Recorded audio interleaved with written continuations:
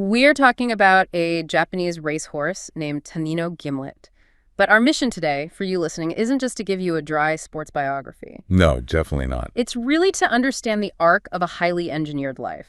Like, starting from immense expectations, going through really abbreviated physical prime, and then cementing a legacy through genetics. And of course, culminating in this uncontrollable viral rebellion after his career is over. Exactly. Okay, let's unpack this, because to understand the literal property damage at the end of his life, we really have to look at the blueprint he was built from. Yeah, we have to start at the beginning. Right, so he was born in 1999, and he had this completely elite pedigree. His father was Brian's time. Which, if you follow Japanese racing, Brian's time is a massive deal. Huge. Right. I mean, he sired legends like Narita Bryan and Mayato Top Gun. So when you have that kind of bloodline, your life is, it's basically mapped out before you even take your first step. The expectations are already just off the charts. Totally. But Gimlet had this striking physical quirk right from the start. Oh, the eyes. Yeah, his face was literally a study in contrast. If you stood on his right side, his right eye was this calm, gentle, completely docile eye. Like a totally normal, sweet horse. Exactly. But his left eye, it was wide, intense, and honestly just heavily intimidating. Depending on the angle, he literally looked like two entirely different horses stitched together. What's fascinating here is how that physical duality perfectly foreshadows the two extremes of his life, right? Like the disciplined champion versus the chaotic retiree. Right, 100%. But it makes me wonder, from a purely behavioral standpoint, does having an intimidating physical presence like that actually change how an athlete is treated by their handlers from day one? I mean, it has to, right? Mm-hmm. Humans are constantly reading physiological cues. If you're a handler and a 1,000-pound animal locks onto you with this wide, intense eye, your adrenaline's going to spike. Fight or flight just kicks in automatically. Exactly. You approach that animal with a much firmer hand. You don't take chances with a horse that looks like it's perpetually on the edge of just bolting. Right, so they impose strict discipline early on. They do. And for Gimlet, that discipline was pushed to the absolute extreme because he was placed with trainer Kunihide Matsuda. Ah, right. The Matsuda philosophy. Yes. Matsuda wasn't just trying to win races. He had this rigid philosophy that a stallion's value only truly increases if it can win at both 1,600 meters and 2,400 meters. Which, let's clarify that for everyone, because that is a massive physiological demand. It really is. A 1,600-meter race, which is about a mile, is largely anaerobic. It's pure speed. Exactly. Massive, fast-twitch muscle activation. Blistering speed. But a 2,400-meter race, a mile and a half, crosses over heavily into aerobic capacity. So lung capacity, bone density, slow twitch, endurance. Right. Gimlet debuts as a 2-year-old, places second, but suffers a fractured tail. Oh, man. And people might hear fractured tail and think of a human breaking a finger or something minor. Right. But for a horse, it's their rudder. It's an extension of their spine. Yeah, it's literally how they balance and corner around tight turns at, 40 miles an hour. Exactly. And he's just a juvenile at this point. His skeleton isn't even fully fused yet. No, it's not.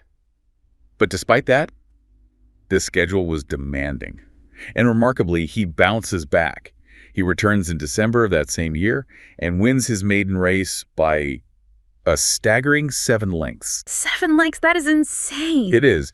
And that explosive return directly sets the stage for his 3-year-old season. The pressure is completely on now to prove Matsuda's risky philosophy correct. Right. So going into his 3-year-old season, Gimlet just dominates at first. He wins the Shinzan Kinnan. Yeah. Then he wins the Arlington Cup with jockey Yutaka Take. But then Take gets injured. Right. So they swap in Hirofumi Shi for the spring stakes. And Gimlet doesn't just win. He sets a new race record. I mean, he is firing on all cylinders. He's operating at maximum capacity. But here's where it gets really interesting.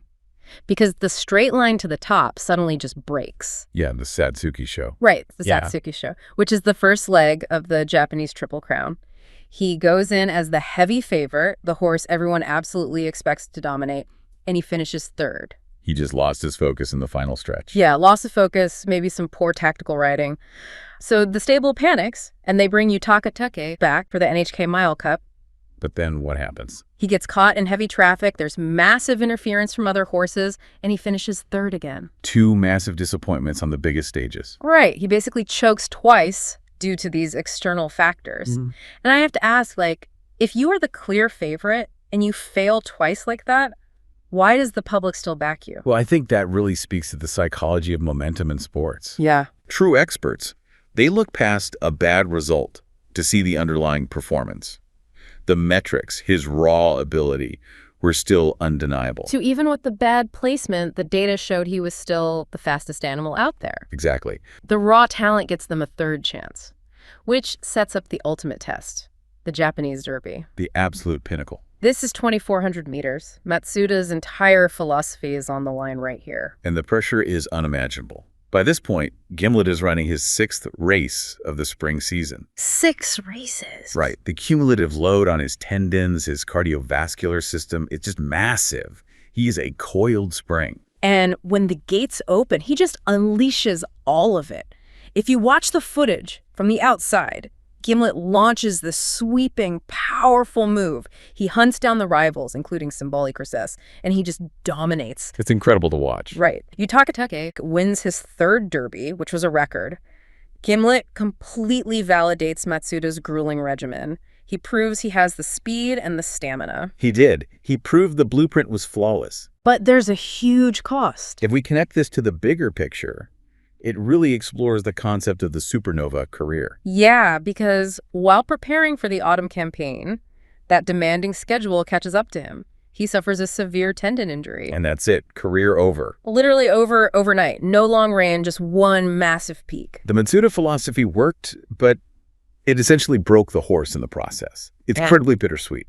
He reaches the absolute pinnacle right as the physical toll ends the entire journey. It's like a brilliant startup that achieves a billion-dollar valuation and then immediately implodes under its own weight the next day. Which really makes you wonder, does a short, brilliant peak secure a better legacy than a long, slowly declining career? That's a fascinating question, because we never saw him slow down. We only saw him at his absolute best. Right, but that sudden end casually forces the next phase of his life. He has to pass on the genetic blueprint that he sacrificed his body to prove. Yeah, so he transitions to his stud career. And this is where the genetics come into play. Right. And genetics are incredibly unpredictable. You can pair 2 champions and get a completely average horse. But Gimlet's very first crop produced a filly named Vodka. Vodka, she's a legend. An absolute legend. She goes on to win the Japanese Derby herself, beating the males. Which made them the first father-daughter duo in history to both win the Derby. Exactly. Gimlet's legacy was effectively rescued and elevated by his daughter, because, honestly, after Vodka, his stud career was pretty modest. He never produced another superstar of that caliber. No, he didn't. It just shows how the perfect combination of traits can strike once and literally never be replicated to the same degree. So, what does this all mean? I think for you listening, it connects to our own lives. Sometimes our greatest achievements aren't what we do ourselves, but what we enable others to do. That's a really profound way to look at it. But I do want to push back slightly on the industry's view of him. Is a stallion really considered a modest success if he only produces one legend? Or does that one single legend make him immortal? Well, from a financial standpoint, breeders want consistency. They want a high volume of winners. Right. They want a return on investment. But historically, culturally, you only need one masterpiece to cement your name forever. Yeah. And Vodka was his masterpiece. Definitely. So by 2020, his stud duties were done. He's retired to a farm in Hokkaido to just, graze quietly for the rest of his life. And this is where the story just takes a hilarious turn. It's the best part. Because Gimlet arrives at this peaceful farm and he absolutely refuses to live quietly, the destruction god awakens. I still laugh just thinking about it. The sheer absurdity of it.